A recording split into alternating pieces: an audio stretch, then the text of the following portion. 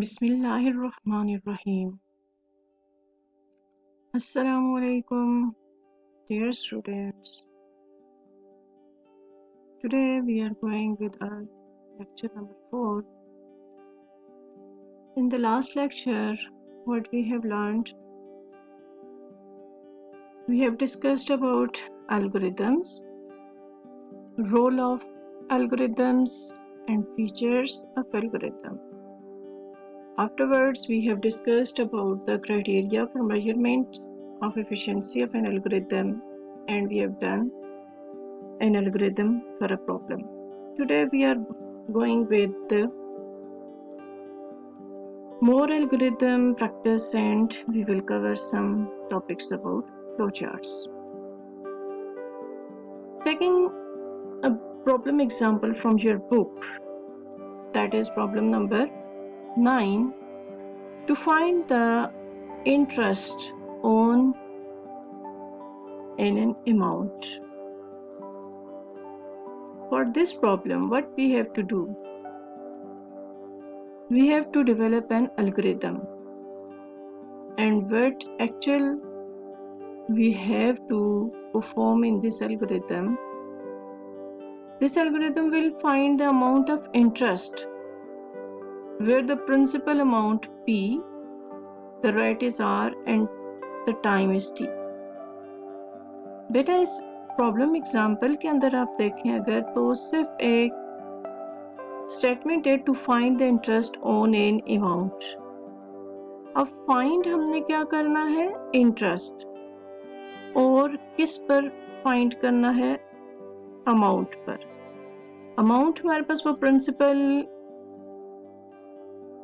Currency है, वो principal amount है जिस पर हमने शरह सूद फाइंड आउट करना है, इंटरेस्ट को फाइंड आउट करना है.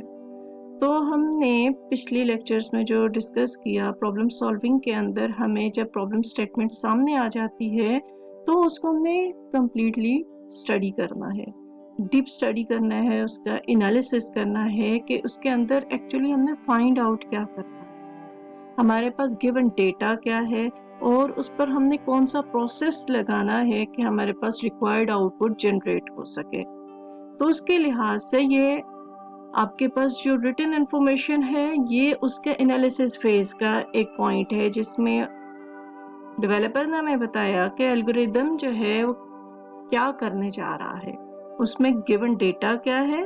ये हमारी एल्गोरिदम की एनालिसिस स्टडी से हमारे पास इंफॉर्मेशन आती है. जब डीप स्टडी करते हैं, हम प्रॉब्लम को अंडरस्टैंड करते हैं, गिवन डेटा क्या है, उस पर मिसिंग इंफॉर्मेशन क्या है, वो जनरेट करने के बाद हमारे पास एक लॉजिक बनती है. उसके लिहाज से हम एनालिसिस करते हैं, रिपोर्ट देते हैं, जिस पर आगे चलकर क्या होता है, हमारे सॉल्यूशंस डिज़ाइन होते हैं. तो इस तरह एनालिसिस हमें बता रही है इंटरेस्ट हमेशा किसी न किसी अमाउंट के ऊपर ही कैलकुलेट किया जाता है और वो किसी रेट पर के साथ ही होता है. और उसका जो स्टैंडर्ड फार्मूला होता है वो भी हमारे पास नॉलेज में अगर नहीं है, किसी बच्चे को नहीं भी आता अगर कि हम कैसे कैलकुलेट करेंगे इंटरेस्ट, तो उसके लिए हमने इस चीज़ को फाइंड आउट करना है कि इंटरेस्ट कैलकुलेशन का फार्मूला क्या होगा. ओके, तो जब ये हमने फाइंड आउट कर लिया तो हमारे पास एक कंप्लीट डिटेल सी बन गई उस प्रॉब्लम की कि जो हमने एल्गोरिदम डिज़ाइन करना है उसके अंदर हमने एक्चुअली फाइंड आउट क्या करना है. उसमें हमने फाइंड करना है कि इंटरेस्ट की अमाउंट क्या आएगी अगर प्रिंसिपल अमाउंट P है और उस पर अप्लाइड रेट क्या है, R है. तो और टाइम इंटरवल क्या है, उसका कितने टाइम ड्यूरेशन का हम ये इंटरेस्ट फाइंड आउट कर रहे हैं. तो इस तरह रिक्वायर्ड इनपुट्स कितनी होगी जी? प्रिंसिपल अमाउंट हमें पता होनी चाहिए, रिक्वायर्ड रेट पता होना चाहिए और वो टाइम इंटरवल जिसके लिए ये इंटरेस्ट जो है वो कैलकुलेट किया जा रहा है. जब ये तीनों चीज़ें, तीनों इनपुट्स क्लियर होंगी, इनपुटेड होंगी, उस पर हम क्या करेंगे? कैलकुलेशंस करेंगे, प्रोसेस करेंगे और इन तीनों को सिंपली मल्टीप्लाई कर दें तो आपके पास सिंपल इंटरेस्ट क्या होता है, कैलकुलेट हो जाता है. ये सारी चीज़ें क्या है, ये हमारी जनरल लॉजिक हैं जो हम प्रॉब्लम सॉल्विंग के अंदर प्रॉब्लम डेफिनेशन स्टेटमेंट से निकलते हैं, एनालिसिस पर आए, root and root reasons and causes generate कर ली हमने, एनालिसिस कर लिया कि हमारे पास क्या मिसिंग इंफॉर्मेशन है, क्या गिवन डेटा है और उस पर क्या हमारा एक्सपेक्टेड प्रोसेस एग्जीक्यूट किया जाएगा कि हमारे पास रिक्वायर्ड आउटपुट जनरेट हो जाए।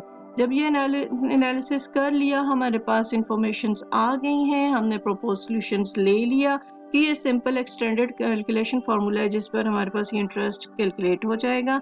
उसके बाद हमने क्या करना है, सिंपली इसको प्रोसेस को, इस कंप्लीट प्रोसेस को क्या करना है, एल्गोरिथमिक स्टेप्स में लाना है, इन राइटिंग लाना है।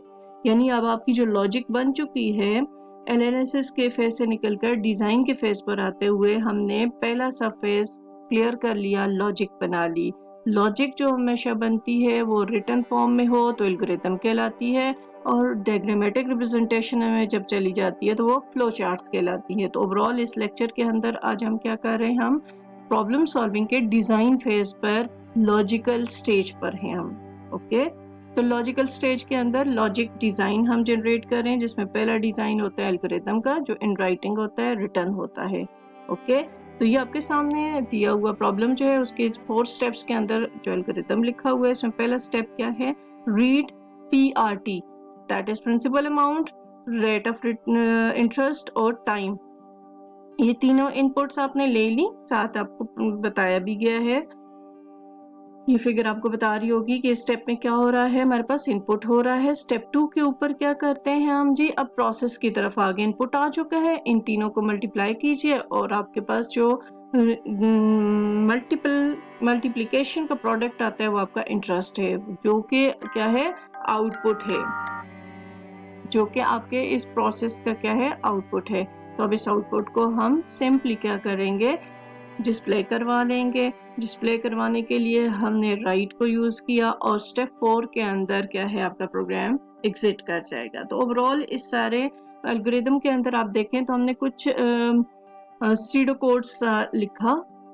सीडो कोड क्या होता है, कुछ स्पेसिफिक टर्मिनोलॉजीज होती हैं जो एल्गोरिथम को लिखने के लिए हम यूज करते हैं, जिसमें जैसे यहाँ पर read, set, write, exit, these are the standard words जो कि हम अपने एल्गोरिथम राइटिंग में यूज करते हैं। रीड हमें बताता है कि एक इनपुट प्रोसेस है जिसमें आप यूजर से कोई डेटा इनपुट लेंगे। सेट बता रहा है कि यहाँ पे कुछ कैलकुलेशंस होने के बाद किसी वेरिएबल आइडेंटिफायर को वैल्यू असाइन की जा रही है, और राइट का प्रोसेस बता रहा है कि आउटपुट जनरेट हो चुकी है, उसको डिस्प्ले करवा रहे हैं हम।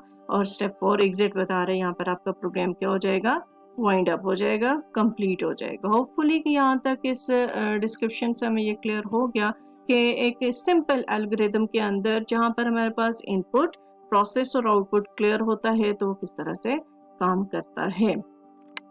नेक्स्ट ये आपके पास एक और एल्गोरिथम आ गया। इस एल्गोरिथम के अंदर आप देखें, to calculate the exponent of a given number. Given number अगर आपके पास क्या है जी, आपके पास गिवन नंबर m है, नम है सॉरी, और नम का जो आपने एक्सपोनेंट कैलकुलेट करना है x है। ये आप देखें मैथमेटिकल टर्म में ये सामने आपको बताया हुआ है, नम रेज टू पावर x, आपने नम का x पावर कैलकुलेट करना है, तो उसके लिए इनपुट आपका नम भी होना चाहिए और x भी होना चाहिए, जो रीड के साथ देखें डिस्प्ले किया हुआ है। और इसके साथ अब सिंपली एक कैलकुलेशन फॉर्मूला लगाया हमने, और यहाँ पर ये जो कैप साइन आपको नजर आ रहा है, जिसे कैरेट साइन भी कहते हैं, तो ये मैथमेटिकल पावर कैलकुलेशन के लिए यूज होता एक सिंबल है। इसको आगे चलकर हम नेक्स्ट यूनिट्स में मजीद डिटेल में भी देखेंगे, और भी सिंबल्स कौन कौन से होते हैं जो हम कंप्यूटेशनल एक्सप्रेशंस में लिखते हैं और कंप्यूटर जिनको अंडरस्टैंड करता है। उसके बाद यहाँ पे देखिए स्टेप नंबर 3 में क्या कर रहे हैं, राइट करवा रहे हैं EXP। EXP क्या है, ये एक आइडेंटिफायर है जो आप स्टेप 2 के ऊपर क्या कर रहे हैं, कैलकुलेट कर रहे हैं। EXP is equal to num caret sign 2 means num raise to the num raise to power x। Num raise to power x calculate कर लिया, तो जो कैलकुलेशन से नेट रिजल्ट आया वो हमने किसको असाइन कर दिया, EXP के वेरिएबल को। अब EXP का वेरिएबल एक्सपोनेंशियल वैल्यू है किसी नेम वेरिएबल की, वो हमने जो हमारा रिक्वायर्ड आउटपुट भी है वो हमने क्या कर लिया, राइट करवा लिया। और नेक्स्ट स्टेप में क्या कर रहा है, एल्गोरिथम एग्जिट कर रहा है।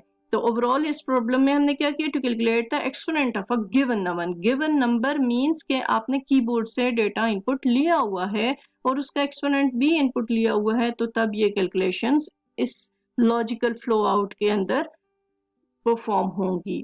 ओके, ये नेक्स्ट आ गया हमारे पास जी, problem to display the larger one out of the 3 given unequal numbers. देखें प्रॉब्लम्स क्लियर है कि हमारे पास क्या है, इस प्रॉब्लम के अंदर हमने एक लार्जर वैल्यू को आइडेंटिफाई करना है, डिस्प्ले करवाना है out of 3 given unequal numbers. यानी 3 इनपुटेड नंबर्स हैं और वो क्या है, अनइक्वल हैं, वो इक्वल नहीं है, जाहिर है तभी तो हम उनमें से कोई एक लार्जर अलग कर सकेंगे।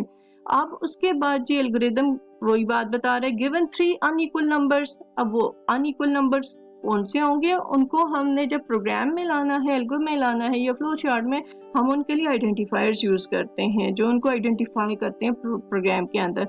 अब N1, N2, N3 इनकी जगह आप num1, num2, num3 ABC आपके तक है, आप कोई भी आइडेंटिफायर यूज कर सकते हैं।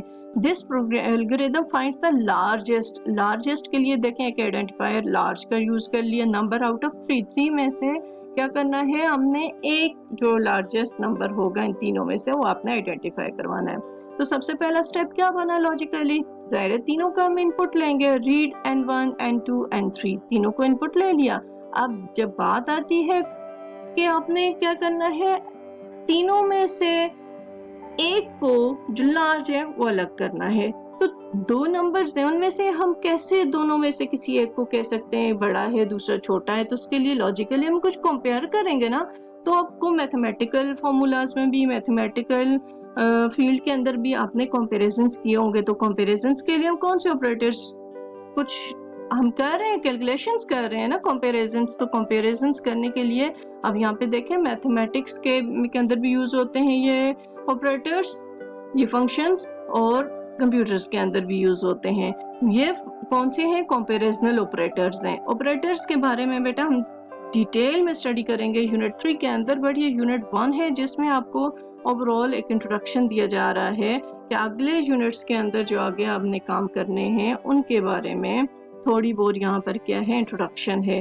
तो ये जो ऑपरेटर्स हैं ये आपके 3rd यूनिट में मजीद डिटेल में एक्सप्लेन होंगे। तो यहाँ पर जो ऑपरेटर यूज हो रहा है वो हम डिसीजन करने जा रहे हैं ना, N1 बड़ा है या N2 बड़ा है, तो उसके लिए डिसीजन के लिए जो डिसीजन ऑपरेटर यूज होते हैं वो कंपैरिजनल ऑपरेटर्स होते हैं, जिसमें लेस देन, ग्रेटर देन और लेस देन और इक्वल, नॉट इक्वल, ये ऑपरेटर्स हो गए। और जब 2 कंपैरिजन को हम इकट्ठा कर रहे हैं तो उनको हम इकट्ठा करने के लिए लॉजिकल ऑपरेटर्स यूज करते हैं। जैसे ये फॉर एग्जांपल यहाँ पर ये एंड का ऑपरेटर यूज हुआ है स्टेप 2 पर। आप देखें ये if N1 is greater than N2 and N1 is greater than N3, यानी 3 नंबर्स में से एक N1 जो है वो किस सूरत में सबसे बड़ा होगा, जब वो N2 से भी बड़ा होगा और N3 से भी बड़ा होगा।